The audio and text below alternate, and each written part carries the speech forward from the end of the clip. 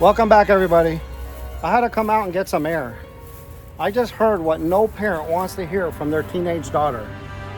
She goes, "Dad, don't get mad, but I want my room painted a different color. Oh, and a new style accent wall."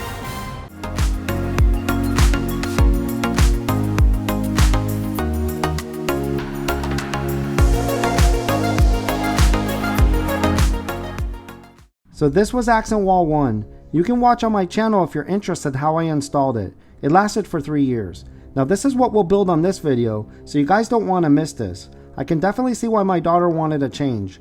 Accent wall 2 makes the room much more sophisticated now she's older. So let me show you real quick how I got to this point, since you'll be doing this project from the beginning. I knew eventually this first accent wall would be changed, which is why I framed it in. Let me show you how I installed the outside framing pieces before we fill in the middle with a simple but classic board and batten accent wall. At Lowe's, I bought these 1/2 inch by 1/2 inch cove pieces of wood. I'm using them to transition from the baseboard to the accent wall. On the floor of Lowe's, I simulated my idea to see how it would look, and I liked it. I shoot brad nails into the studs to secure it. This powerful earth magnet finds the drywall screws, securing the drywall to the wood studs. You just move it around until it magnetizes to a drywall screw. Let me show you on the wall. I move it around and it finds the screws, then I use regular magnets to hold that position. Next, I align my laser line on those 2 magnets, and it's that easy to find the studs. This is how I knew where to shoot the nails to secure the cove pieces. I would just move my laser over to every other stud and shoot a nail. It doesn't need a lot of nails. The caulk also secures it, just enough to hold it in place until then. Here's a shot how it looked once it was secured, caulked, and touched up painted. This was my solution for transitioning from the baseboard to the accent wall. Now for the side pieces. I used this 1/2 inch by 3/4 inch pieces of wood, and to cap it off, this window and door finger joint casing. Next, I applied 2 coats of paint. This is the same color paint I have on the baseboards, crown molding, and doors in the room. You can keep the same color all the way around. I just chose to frame it in using the same off-white that's already trimming the room. Here's a close-up shot after I finished painting. Let me show you how I installed it. The 1/2 inch by 3/4 inch pieces of wood go on the sides like this to frame the sides in. The way I determined the length was once I had the last row of the previous accent wall done, I marked that line and made my cut. If I was just doing the board and batten accent wall first, I would just pick a height I liked and cut the side pieces equally to that measurement. Now for the finger joint casing. I use my laser measure and get my measurement for my cut. 11 feet 1 7/8 inches. Then I go to the garage and cut the end off because the paint was dripping over the edge. Now with a clean edge, I take my measurement, 11 feet 1 7/8 inches, and mark my cut. I make my cut, then bring the casing back in the room, and it fits. I use my nail gun and secure it by shooting right into the studs. The way I know where the studs are at this point is by looking down at the boards below and line my gun up to the nails I previously shot in those boards. This first accent wall being all wood did bring warmth to the room, but like every decoration, eventually you feel like something new. So I'm glad I designed it this way, framing it in, and now everything in the middle can be changed when desired. I next shoot nails in the side wood pieces. Usually there's studs in the corner of walls. The left piece split, oops, you'll see how I fixed that in a second. And I shoot my last 2 nails. I use this plastic wood filler and I just fill in the nail holes and the split in the wood. I use baby wipes and wipe the excess away. Baby wipes even work like sandpaper once the filler dries. Next I prep for caulking. I use painter's tape and just place it right next to where the wood meets the wall. I'm not looking to apply a thick bead, just making the wood look like it's connected to the wall tightly. Here's a shot after I taped it up. After putting a second coat of filler and a few more nail holes, I caulked the whole perimeter of the wood framing. With the painter's tape protecting the wall, this is real easy to do. I just smooth as I wipe the excess caulk with my finger, wiping my fingers clean with the baby wipe, and using the baby wipe for the final smoothing and cleanup of the caulk. I just continue that technique as I make my way all the way around. If you watch my other home DIY videos, you will see I use baby wipes a lot. After pulling the tape and one final wipe, that's how I installed the framing around the first accent wall. So this is where we're starting accent wall 2 at. Let me show you one last thing. I never filmed the removal of the boards, but this is how I did it. I originally was going to have the first accent wall go all the way up covering the whole wall, but changed my mind. I felt it was too much for this small room. I used my joint knife to protect the wall from the prying of the pry bar. Because I never use adhesive, they come right off with little damage.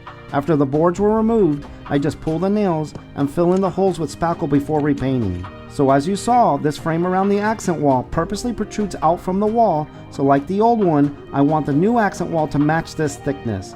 I decided not to fill in the nail holes in at this time, but it ended up being a good decision. More on that in a bit. I removed this hexagon shaped shelf and 2 pictures out of my way. Finally, we're ready to get going on the new accent wall. Okay, the first step is to buy the wood. I chose this 1x4x8 pine board. It was already nicely sanded. I want to start with the 2 end boards so I can visualize the spacing of the rest of the middle boards. I make my cut mark, I bring the board to my saw, extend my cut mark by drawing a line, and make my cut. Trying it out, it fits, but it's too thick. Watch how I fix that. I mark how much I need to cut, wipe the pencil line from the casing, and bring it to my table saw. I set the fence to cut just the amount I need and make my cut. This isn't that easy. My table saw blade can't be raised high enough, so it's going to need 2 passes. I add a clamp to help keep the board tight to the fence and pull it through. I flip it and repeat for the other side, feeding it through again, trying to keep it tight to the fence with my push stick. You have to be careful, the blade guard is not on for this cut. I pass it one more time through. Let's go try it out. But first, here's how the cut side looks. Back at the wall, it's looking good, and now even with the casing. So I size up and mark the far right board, extend my cut mark, and make my cut. Now back at the table saw, I pass it through. You have to take your time and push it through slowly. I'm flipping it around and passing it through again to finish my cuts.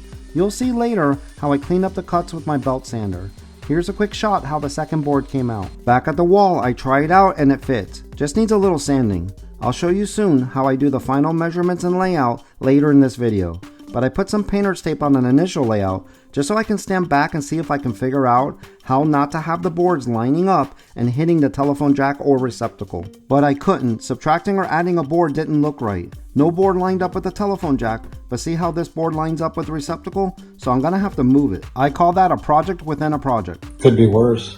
Imagine if I had to move both. Alright, let's keep going. Watch how I mark this next board. I make my cut mark, then flip it over and make the next one. The middle will be the leftover wood.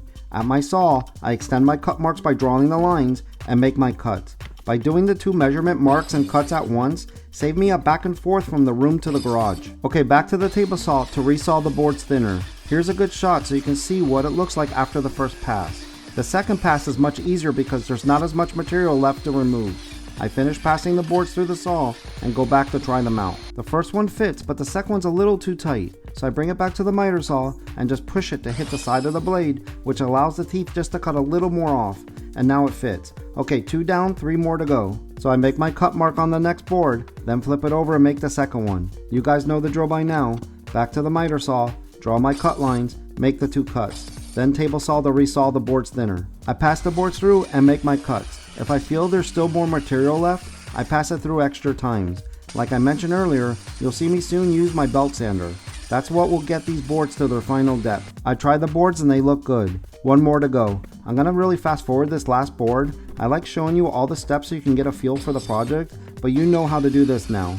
I give it a quick hand sanding and try it out and it fits. Here's a shot with all the boards in place. Okay, let me show you how I set the final placement.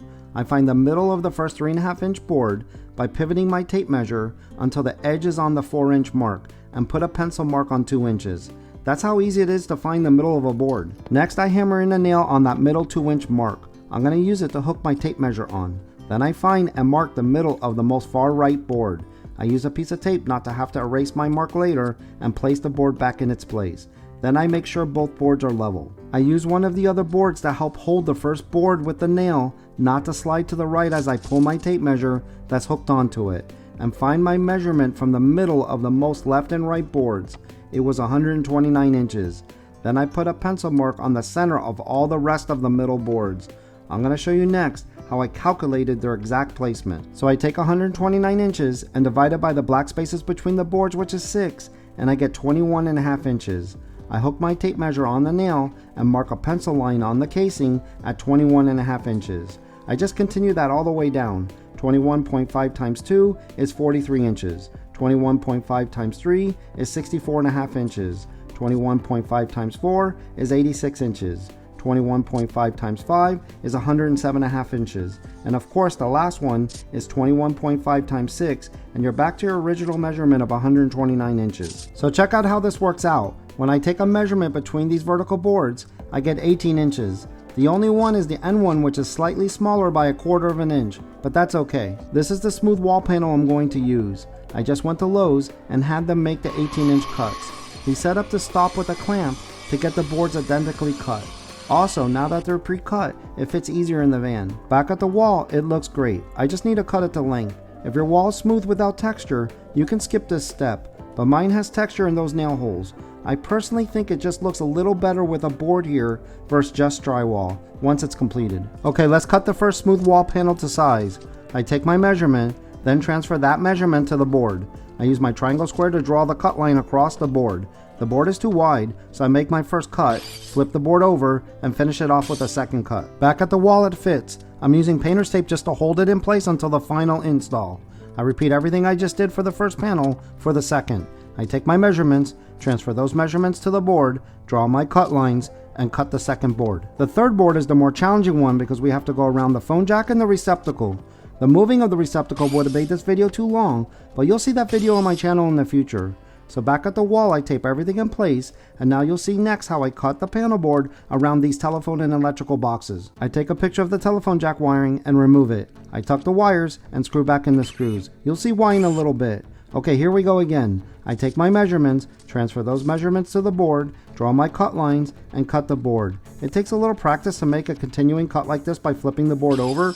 I needed to clean this cut up with a third pass. Back at the wall it fits, but I'm noticing the vertical board that goes over my drywall repair after moving the receptacle wasn't fitting tight to the wall. So I bring it back to my shop desk and I sand that area that goes over the repair because there was a slight hump in the wall. Having a belt sander was essential for this project. No way I could have done this modification to the board without it.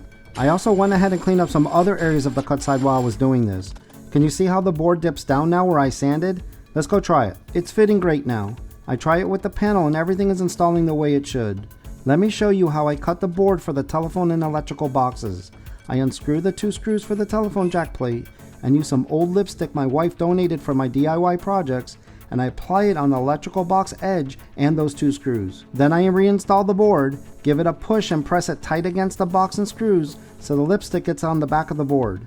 Check it out, I can see where the 2 screws hit the board and I can see the whole square of the electrical box. I next use baby wipes to clean the lipstick up and unscrew the 2 screws. Then I take a measurement for the telephone cutout because it doesn't have an outline like the electrical box. I use my ruler to draw over the electrical box lipstick lines to darken my cut lines.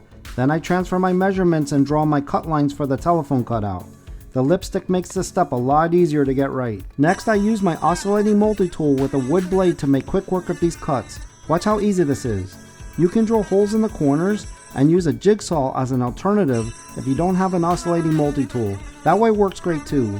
Take note, I have a scrap piece of wood under this protecting my workbench.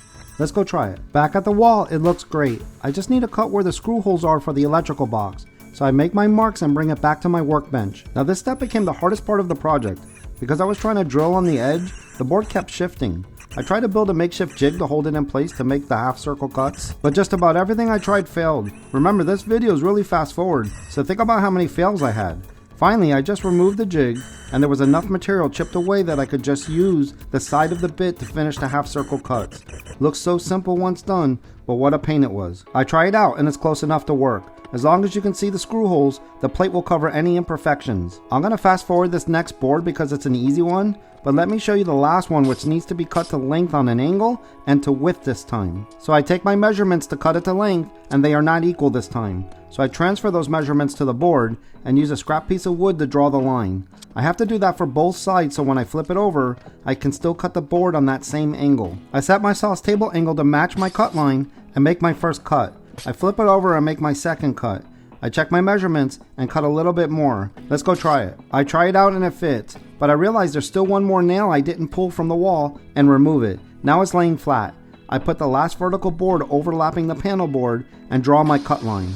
Out at the table saw, I carefully make the cut. A little tricky doing it by yourself. Back inside, I try it out and it's looking great. Here's a close-up shot. Even if the cut isn't perfect, you can't tell once you step back. There's a slight space between the last vertical board and the framing board. I can just caulk it if needed, but because it's on the wall side, you can't see it. Okay, next I want to sand all the vertical boards so they are even with the casing. So I disassemble the boards, making sure everything is numbered so I can put them back in their same positions. Let's go back to the garage to sand them. So you saw this earlier in the video, it's very straightforward. You will see me sand both sides of the first two boards because I'm going to paint them so my daughter can make sure she likes the colors chosen. I got this first board cleaned up and it's tight, but check out how off the second one is. So I next get the second one cleaned up on both sides, really smoothing out the cut side. I went through 2 or 3 belts sanding all these boards to their proper width. So I finish up the second board and it's ready for painting. Let me show you how it fits, much better now. And here's a shot going down the line how the rest turned out. Let's go paint to see if she likes the colors she picked. Now she picked really bold colors. This is called Nocturne Blue, and I just bought the sample to try out just in case. So my plan originally was to paint just one vertical board and one panel board. So I finished the first coat making sure I get the edges and trying to smooth out any lines from the roller. I wrap my paint in a garbage bag while the first coat dries. Then I apply a second coat. I realize I have enough paint, so I paint a second vertical board which will help bookend the panel and better represent the final look. I also perform a little experiment with this scrap piece of board. I'm using clear silicone to adhere it, more on that in a bit. I add a second coat to the added vertical board and use up the rest of the paint, adding a third coat to the other one in panel. So I painted an extra panel the wall color so she could see what the wall color and accent wall color she picked would look like next to each other, and she loved it. Back to my experiment. I wanted to see if I could use clear silicone so the wall won't get damaged if I ever remove the boards. The middle bead peeled away the way I wanted, but the top and bottom beads ripped the drywall, so I was disappointed and unclear why. It worked but didn't work. So I give up and just buy the proper adhesive for paneling. I wanted to show you one final shot how I prep the vertical boards for painting. I hit it with the belt sander, even the edges, then sand by hand. I use my blower to remove any sawdust and baby wipe it clean. Okay, let's get everything painted. I pour my paint, and this was real easy to do using a 6-inch roller. I used some scrap pieces of wood to make a painting table. By keeping the boards and panels off the ground, everything stayed clean while I painted. If you paint outside on the floor, I assure you the wind will blow debris on your project. I applied my 2 coats of paint. Then I laid everything inside on cardboard for its final drying and staging. I didn't want to leave this outside. I next touch up the areas of white paint on the framing. Some of these areas are easier to paint now versus later, particularly on the baseboard transition piece. I finished that up, then I set up and have my nail gun ready in case a vertical board is not laying tight to the wall or I don't want it to move. I pick out the appropriate size nails and I shoot some test nails in some scrap vertical board. See how I shoot them in a V pattern to pin it to the drywall in case it doesn't line up with a stud? Okay, finally let's install this. I put 2 beads of paneling adhesive. I really wanted the silicone to work, so if I ever wanted to change this accent wall out again, I could pull this off without ripping the drywall. I like decorations reversible. This is why I'm glad I didn't waste time filling in the nail holes. This drywall will need a lot of work if I pull off all this paneling in the future. I go ahead and install the first vertical board. I give it a nice push, top and bottom, and it's sitting even with the casing. All that sanding and prep work paid off. I check for level and I'm ready to install my first panel board. So I flip the first one over and I apply the adhesive. There's no right or wrong way of applying this. You just want to cover enough area that it sticks tight to the wall. Let's go install it. I place it and give it a push all the way around the panel board, and the first one is up. I check for level and notice it's off by a hair. So I give it a push with the level to straighten it. It seemed like it worked. Let's go prep the next vertical board. I apply 2 beads of adhesive and install the second vertical board. This next part was a little bit of a battle. It wasn't level again. So I give it some pushes again with my level and get it back straightened up. So it doesn't move again, I shoot a few nails in the first vertical board, then check level giving it a push to straighten it. Then I shoot a nail in the second vertical board to keep it in its level position. So I'm going to speed this up because now I have the first part level, the rest of the boards go right up. I just continue down the line applying adhesive and placing the boards, checking for level. Here's what it looks like after the first 2 panel boards. This next board I was creative applying the adhesive around the cutouts for the telephone jack and the electrical box. After installing the panel, checking its level, I give it a baby wipe. Please consider hitting like and subscribe if you're enjoying this video to help my channel grow. I install the next vertical board and prep the next panel. A step I've been doing but you won't have to do is I've been using a rubber mallet to make sure where the nails were removed, I pushed the drywall that was lifted a bit back down. Then install the panel. I check for level and give it a baby wipe. After a quick pass with my vacuum to work clean, I prep and install the next vertical board, checking for level. Okay guys, we're getting close to the end for the big reveal. I prep the next board by applying the adhesive, and I push back down the drywall that was lifted by pulling the nails. Then install the second to last panel board. Check for level, baby wipe, vacuum, and install the next vertical board. Another check for level, baby wipe, and install the last panel board. check for level, baby wipe, and place the final vertical board. Here's a close-up shot how small the gap is between the last vertical board and the side framing. I'm not even going to caulk it since it's not noticeable tight to the wall. All that's left is to install the telephone jack and the receptacle. I purchased black because I couldn't find everything I needed in blue.